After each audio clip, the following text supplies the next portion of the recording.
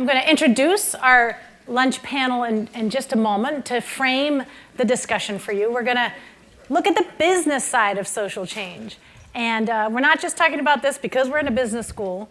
One of the really fascinating insights that emerged from our research was that businesses played a very important and often counterintuitive role in the movements that we studied. You know, often you think of social movements as protesting corporate wrongdoing or boycotting, when in fact, we saw businesses often behind the scenes changing their policies that help drive movements forward.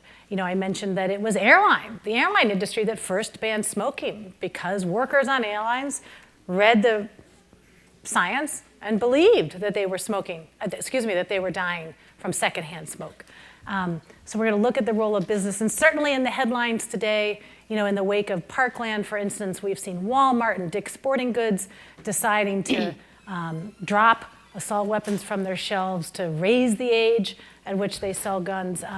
And we heard in the panel this morning about other ways that business can play a role.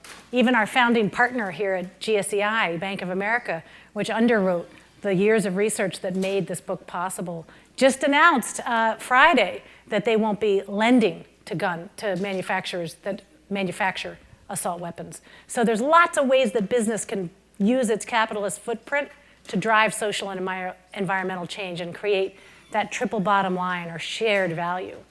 So it's my pleasure now to introduce our panelists.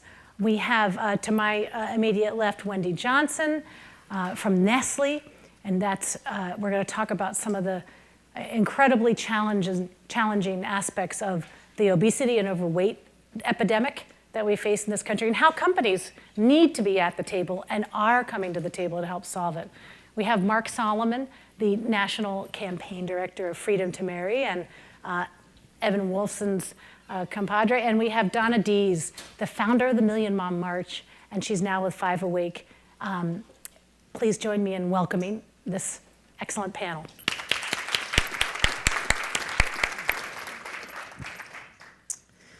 Okay, so we're going to switch gears, and since we just had lunch, we're going to move to a different movement and talk about food and issues relating to food and exercise and other things. Wendy, tell us about you, and tell us about Nestle and your approach, not just to this issue, but how Nestle goes about thinking about creating shared value. It's one of the companies that we at the business school really look to as kind of an archetype of how to drive social, environmental, and economic value from a corporate perspective. So my name is Wendy Johnson. I've been with Nestle about 7 years. By way of research, it was my first private job ever. I had never worked for private. I'd always done research institutions, colleges, state health departments, et cetera. So it was quite a learning curve for me. What drew me to Nestle was the fact that they had done the Feeding Infant and Toddler study, which piqued my interest as a researcher. And have you guys ever heard of the FIT study? So the Feeding Infant and Toddler study is a study of children between the ages of 0 to 4. We have a database of about 10,000 children. We know what they eat, we know when they eat, we know how they eat. And it has given us some really eye-opening data about young children. For example, in 2002, we found out that the #1 vegetable of young children was a French fry. We know that French fries have moved down on the list, but they're still in the top 3. So having that understanding about what children eat and understanding that nutrition that is provided in the first 1,000 days of life, during conception, through pregnancy, through the age of 3 is important for the health trajectory of children throughout, or for people throughout the whole of their life. This was some project that I really wanted to be involved in. So that attracted me to Nestle. And it's been a very positive experience for me, but it has not come without some skin in the game. Thank you. Mark, tell us about the campaign from your perspective, and a little bit about how you got involved, and then how you engaged business in bringing the marriage equality law over the finish line. Sure. So I got involved in the marriage equality campaign in about 2001. I had moved to Massachusetts to go to graduate school, and around that time, 6 couples from Massachusetts were working with an organization, GLAAD, Gay and Lesbian Advocates and Defenders in Massachusetts, to bring a lawsuit for the freedom to marry. And I got involved in a grassroots group called the Freedom to Marry Coalition of Massachusetts, and we were doing a lot of public education. We were going out and engaging the LGBT community, as well as, back then, progressive allies primarily, to make the case. And so super grassroots, we'd go to pride celebrations around the state of Massachusetts and serve pieces of wedding cake and sit down and engage people around why they should be able to marry, and they were more interested in talking about it when they'd have a nice piece of wedding cake in front of them. I can tell you that, and then I stayed with the movement. I worked full time, first in Massachusetts, which was the first freedom to marry state, and we won in 2003. We had to fight against constitutional amendments in the state through 2007. I stayed there and ended up running that campaign, and then joined Evan at Freedom to Marry as national campaign director, and worked to drive legislation in states and fight ballot initiatives and work on messaging and really every element of building momentum to win. And business was a part of that campaign. I can tell you the business is important for several reasons. One is that there aren't too many stronger bellwethers of where the country is than if you can say you have mainstream American corporations on your side. And in fact, if you look at the 2015 Obergefell Supreme Court decision that ended restrictions on marriage nationwide, Justice Kennedy talks about how the mainstream America supported the freedom to marry, and I believe he mentioned business specifically, businesses, et cetera, et cetera. And by the end, we had on an amicus brief, we had about a third of the Fortune 100 companies signed on to an amicus brief in support of the freedom to marry. That was not where we started. And I can tell you, I first started trying to get businesses engaged in about 2004 in Massachusetts, and we really had nobody was biting. And it took, and I can talk about what worked and what didn't, but it took a pretty extended period of time to make it happen. I don't know, do you want me to talk about that now, or do you want?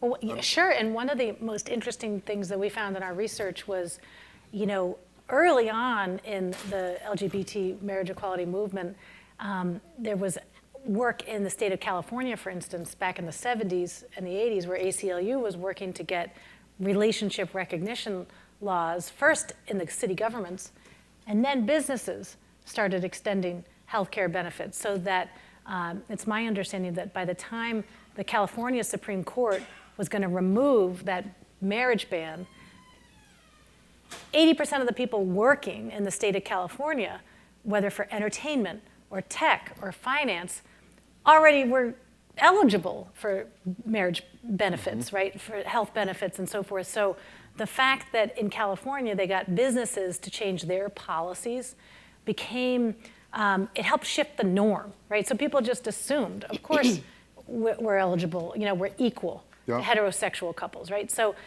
the businesses changed their policies long before the democratic action led to ultimately, a federal law, and that and that obviously created the groundswell for the companies. And originally, it was kind of what you might think of as more liberal or progressive industries like entertainment. But then, by the end, you had ConAgra and you had some of the big mainstream companies. So, yeah.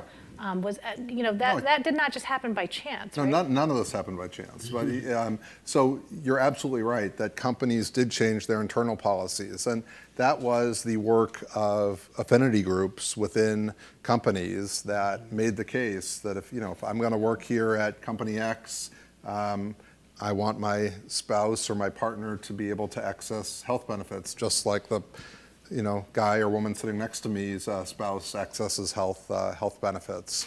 And it was a push, and it was a push and a pull, and it wasn't easy. And some companies moved quickly, and others like Exxon Mobil moved. They were actually the one company that took away when they merged. They took away benefits. So it was a fight. That was sort of the worst example, but it was a struggle. And then once companies offered those protections, and you're absolutely right that by the time the cases started moving in the Supreme Court over the past few years, pretty much all mainstream Fortune 500 companies were on board were on board internally. And then it was a matter of getting them to step out of their internal policy and be an advocate for marriage equality in the country. And that was hard. The first companies, so I remember the very first company that engaged in like 2005, 2006 in Massachusetts. It was a super progressive bank called Wainwright Bank that targeted the progressive investors in Massachusetts. We were able to get some CEOs on board, but in their names as CEOs, not on behalf of their companies.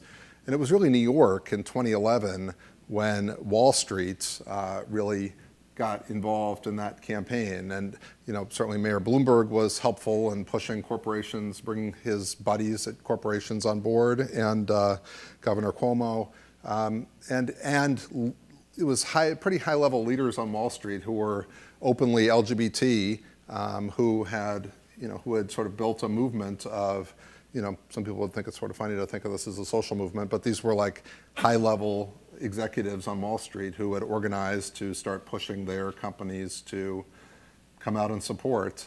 And then after that, once we had all these, the Goldman Sachs's and the Morgan Stanleys and, et cetera, that led to, that was in 2011, that led to in 2013 and then ultimately in 2015, other companies started to sort of see the light and come around. And companies, like sort of mainstream politicians, companies aren't leaders in this space. You'll have a few progressive companies that will want to position themselves as leaders, but they're just not. Just like, it wasn't until 2012 that President Obama came on board. He played a crucial role, but he wasn't someone who was advocating, who was pushing for the. So you have to move the country in the social movements, in any social movement, to a place where it feels safe enough for a mainstream politician, even someone who we liked as much as Barack Obama, a mainstream politician could come out and support, and a mainstream corporation. The nice thing about corporations is that once you get one in the industry, everybody else wants to catch up fast. Mm-hmm. So you get one bank, one investment bank on Wall Street, and then the others are like, oh my God, we don't want to be the bad guys. So, that's how we were able to, get 300 plus in the end on amicus briefs and get pretty much all of Wall Street, and as you said, ConAgra and the airlines and companies in the South, and it became sort of a who's who of corporations. Wow. It's interesting hearing you talk, and it reminds me that, if you're not a business leader or you don't go to business school, you probably don't think of the inner workings of a business, but we often think businesses are just out to make a profit. Well, companies actually have three essential stakeholders. Certainly the customers, right? They need to serve customer interest. What you've talked about is the next big stakeholder group for companies is their employees. And I didn't realize that it was through affinity groups within companies. A company like Bank of America has 250,000 employees, and they represent the range of diversity, whether it's sexual preference or race, gender, political views, the whole thing. So they need to answer to where their employees are at. And then the third community that businesses answer to is investors, shareholders if it's a public company. And companies are always trying to balance those three things. And the mantra is, well, shareholder return, you've got to maximize profits, the Milton Friedman, view of the world, when in fact, the reality is companies are always thinking about their customers, their employees, their investors, and it's kind of like a three-legged stool. So if you can get into a company through the employee base, or you can get a company to come on board, because customers are going to boycott you, or what's the new word? Boycott. Now they're boycotting. If they find out you're doing good things, millennials, anybody on social media will drive customers to you. You got to think of a company in all three of the communities that a company is accountable to. Okay, Donna, let's hear from you. Talk about how the gun safety cause engages with the corporate sector. Interesting. First of all, my name really is Donna Dees. But in 1999, when I applied for a permit to march on Washington against the gun lobby, I went to my employer, The Late Show with David Letterman, and my top bosses at CBS, and I said, how is this going to impact my job? And they asked me just if I could change my name just a little bit. And so I added my husband's name at the time, Thomasis. So I only use Donna Dees Thomasis when I talk about the gun violence prevention issue today. But that's very telling, the fact that I had support from my employer. And I kept my job the entire time I was organizing a march in Washington. When I started in the movement, I went to all the gun control organizations at the time, and the movement was kind of shifting then because they had just had a huge failure in Congress. They were trying to close the gun show loophole, a flaw in the Brady background check. This flaw was exposed by the Columbine shooters. They got their guns, they amassed their weapons through a loophole in the law called the gun show loophole. Congress did nothing on it. And the movement decided to kind of shift from legislation to lawsuits. Currently, the Brady Center to Prevent Gun Violence, they are the gold standard in this movement, the lawyers. They are just the best lawyers in the entire world. They sue the bastards. And I hope there are no lawyers here, because you don't really say nice things about lawyers mostly, but these are just the fabulous lawyers. They're like the most lovable people in the movement. They're always looking for ways to find justice for gun violence victims.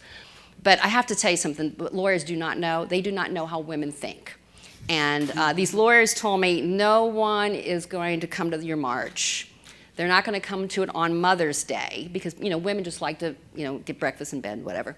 And there's no money. There is no money for this march, and they had already looked into a march that's going to cost you at least $1 million.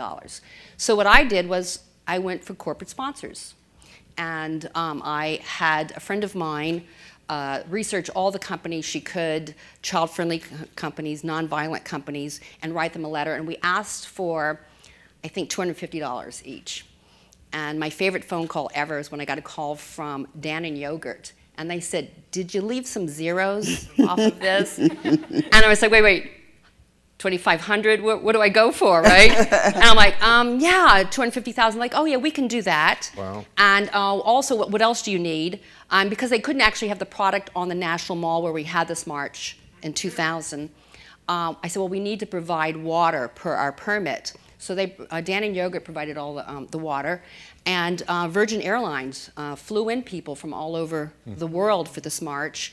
I could go on about the corporate sponsors, Viacom. We had little tiny shoe stores that became our corporate sponsors. So I got buy-in from what you were talking about. When you get one, all of a sudden everybody sort of wants to be part of it. And that really funded almost all of the Million Mile March, which cost $2.9 million. The March for Our Lives actually cost $5 million. And they're expensive, but what you get out of these marches, if it's done right, is mega databases for grassroots. And that's what the Million Mile March accomplished in 2000. We went on, and since this is today tax day or tomorrow tax day? Today. Today's tax day. Well, I'll give you a tax day. Well, not in D.C. because it's Emancipation Day. Washington, D.C., the government's closed. Well, I have a tax day business story. We got a call. We had merged with the Brady campaign like a year after the Million Mile March. We didn't have a national office. We needed infrastructure. There was really no infrastructure at the time for grassroots. There were lots of great little small policy groups across the country who were doing wonderful work, but they did not have a grassroots base. So we merged with the Brady campaign, and I get a call from Mike Barnes, who was the president at the time, who's a wonderful man. He was a congressman in Montgomery County, if anybody lives near here. He was also on the board of Mothers Against Drunk Driving. He said he got a call from Nan Aronson of the Alliance for Justice, and that H&R Block had had an arrangement with the NRA for membership building. And how do you feel about that? And can we do a boycott? And I don't think we had done one yet as our movement. I'm like, well, and I had a already relationship with H&R Block, because when I worked with Late Show with David Letterman, we had this gag where we had all the staffers dress up like Easter bunnies and go to an H&R Block. Like, how many Easter bunnies can you fit into an H&R Block? They were not amused. And so I had already had this relationship that wasn't particularly friendly. So I'm like, yeah, let's boycott them. Let's go and say we're going to boycott them on tax day. And what we did, moms across the country, we had these Million Mom March chapters across the country. Now they're mostly called Brady chapters, Million Mom March chapters. We have branding issues, too long to go into here. But what we did was we went to every H&R Block in our neighborhood and said, we're going to be back on tax day and we're going to be boycotting you. They ended that relationship with the National Rifle Association probably within 3 days of us announcing our national boycott. Somebody else was talking about Walgreens. Somebody did a boycott of Walgreens earlier.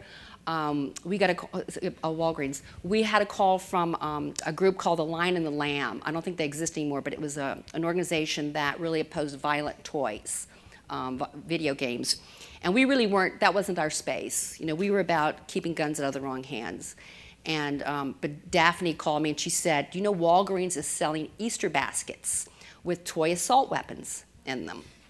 And can you guys do anything? And I was like, I don't know. We just did this, H&R boycott. I don't know if we can go that far, but let me see. So all I did was I walked to my Walgreens. I asked to speak to the manager, and sure enough, those Easter baskets were right there with the, toy assault weapons. And I said, how do we get these off your shelf? No, we can't get these off your shelf, blah, blah, blah. You know, they're all over the country. And so all I did was I said, look, I'm with the Million Mom March. We're going to boycott you on Easter Day, all across the country. I mean, I didn't know if we really were or not. I mean, I just said it. And sure enough, next night I get a call from USA Today saying, I hear that you guys got these assault weapons off, the toy assault weapons. So the boycotting does work, but we really started off with the other thing you called the boycott. I really do believe in supporting businesses that support efforts to protect children and families and social movements that matter. So, did you want to talk about the boycott with Starbucks? Well, Starbucks is kind of an interesting one because I love Starbucks when I started the Million Mom March because that was our meeting place. We didn't have a national office. I just started this really in my home office basement and the Ed Sullivan Theater office building, which nobody really knows about, but I guess this is Facebook Live, so I guess they know now. I literally didn't have an office. So we would meet at Starbucks across the country. So I really liked Starbucks.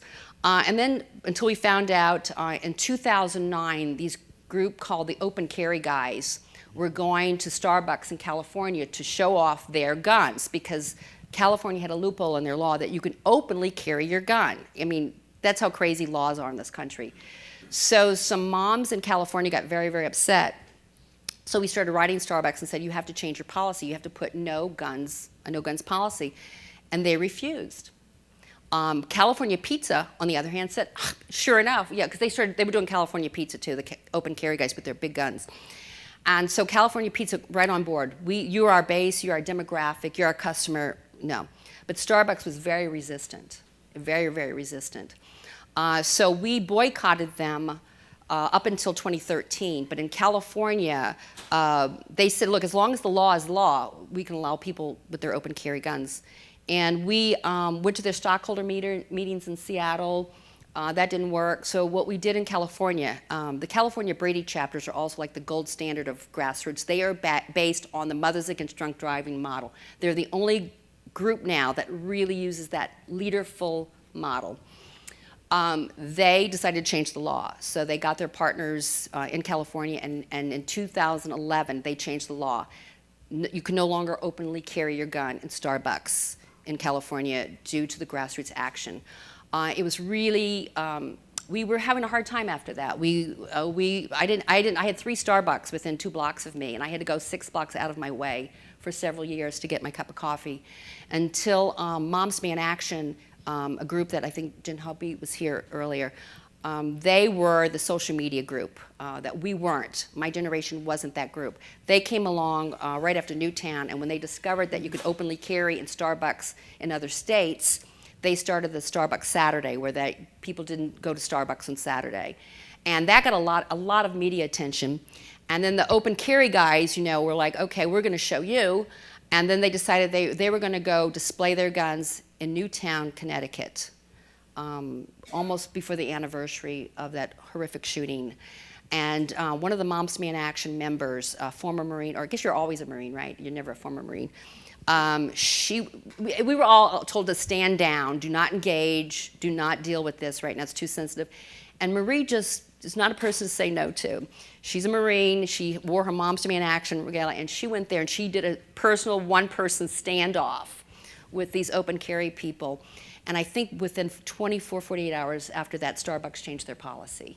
And you no longer can openly carry your gun in Starbucks in the states where you actually are legally are able to do that. So did that cover? Yeah. Okay. Great. Sorry. Wow. Okay. So, all right, we're gonna swing back to Nestle now. So, from the corporate perspective, Nestle's an interesting company. I should say, one of our partners here at GSEI, we hosted a roundtable with Nestle and other leaders around how do you tackle the obesity and overweight epidemic in this country with cross-sector leaders just a few weeks ago right in this room. And Nestle has changed in recent years. You've embraced this approach to the shared value, and by shared value I mean looking for social, environmental, and financial impact and how a company can create it. And you've started, Nestle's become a health and wellness company. And even those, my favorite Nestle Crunch bars apparently are no longer Nestle Crunch. Right. Those have been sold off. So tell us about Nestle's journey to become a health and wellness company and get out of confections and some of these other things. I think it's the recognition of all of the health impacts that are caused by poor eating habits, and understanding if you think about the obesity epidemic, it will never be done with people working in silos. So corporations can do a little bit, schools were doing a little bit, government was doing a little bit, but nothing was connected.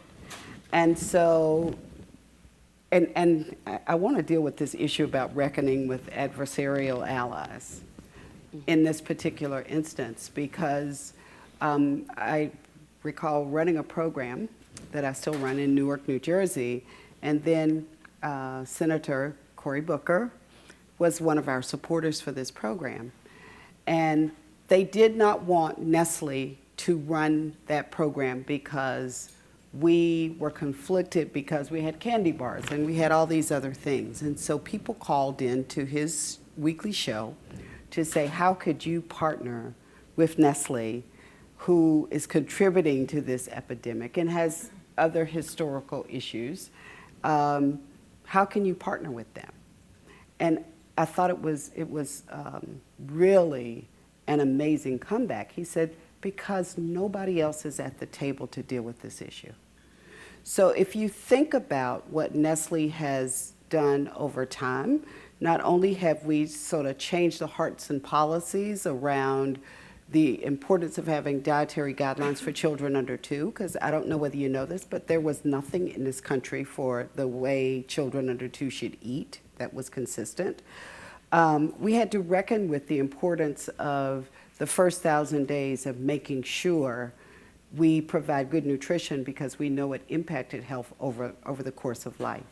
So in 2011, or it was actually 2001, when I was still with the federal government, the Surgeon General came out with a statement that all sectors should be at the table to address this epidemic.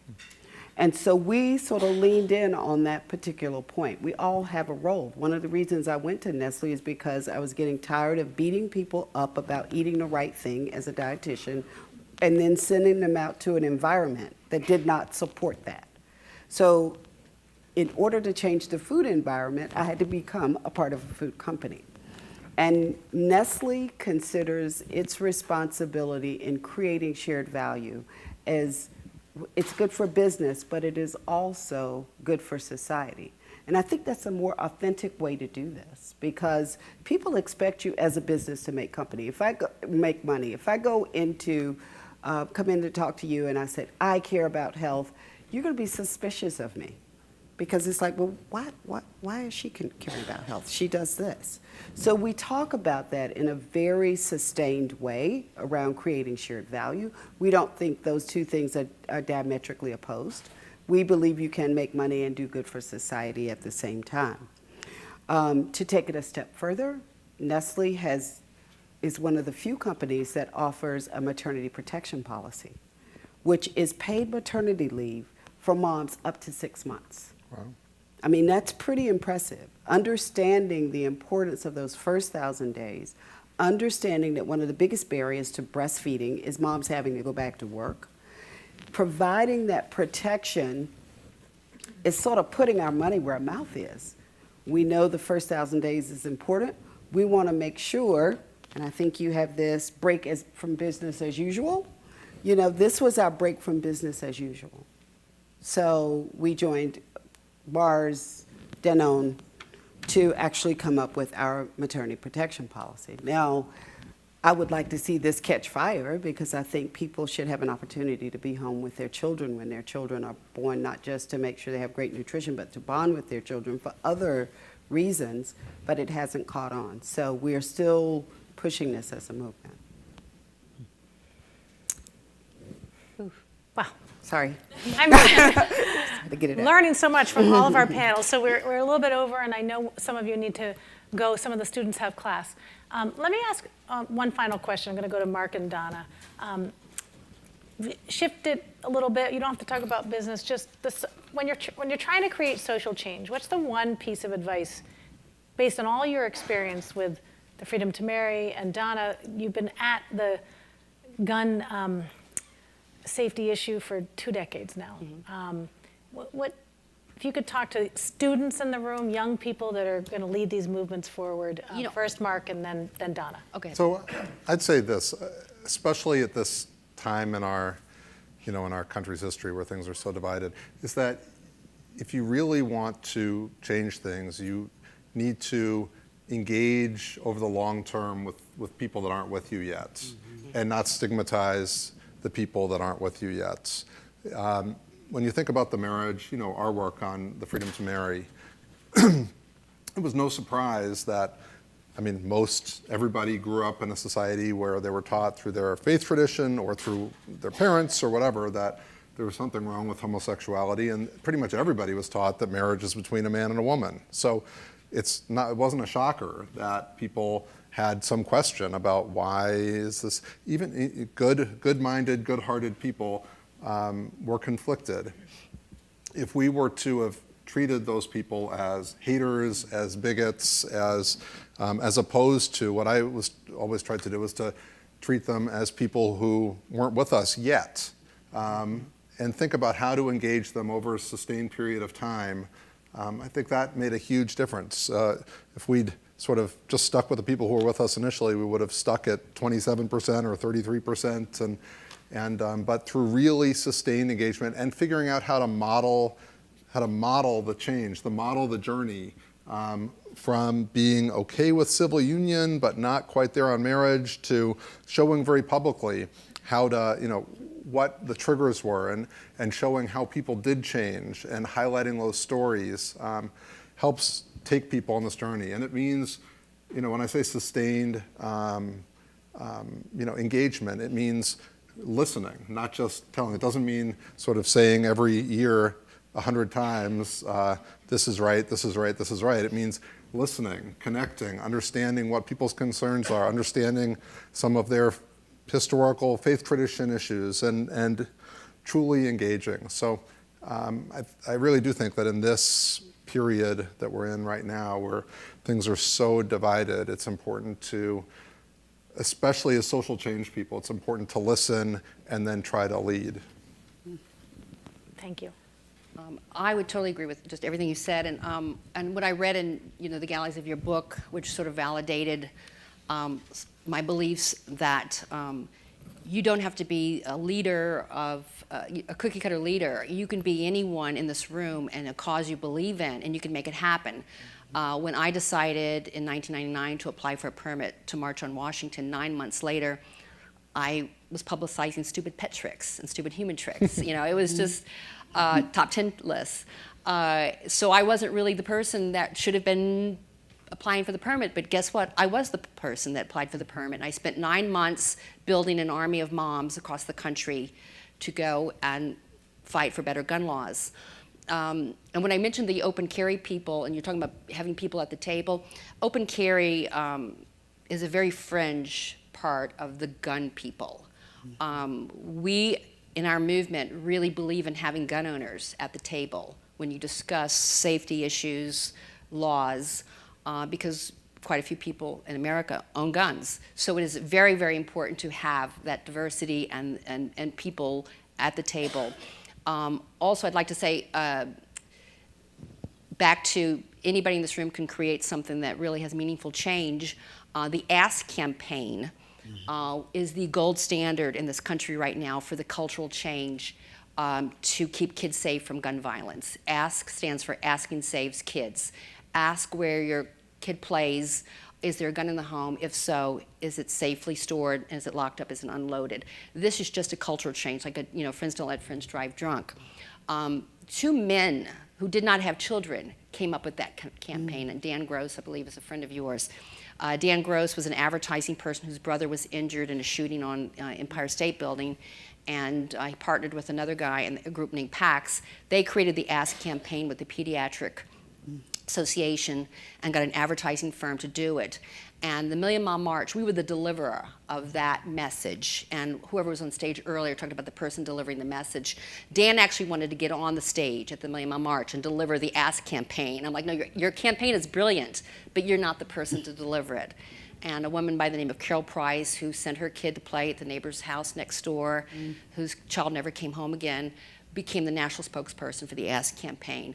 Last year, after 17 years of us moms pushing the Ask campaign, the Government Accounting Office deemed it as the most effective safe storage program in the country. And it started with 2 men with no kids. And I'm very proud that the Million Mile March had a part of that. And now it's housed in the Brady campaign, which helps support it financially. So I think that's what I'm saying. Anybody in this room, if you've got something you're very, very passionate about, don't think that you're not the right person to actually get it, to move forward. It's a fantastic message, and please join me in thanking this panel.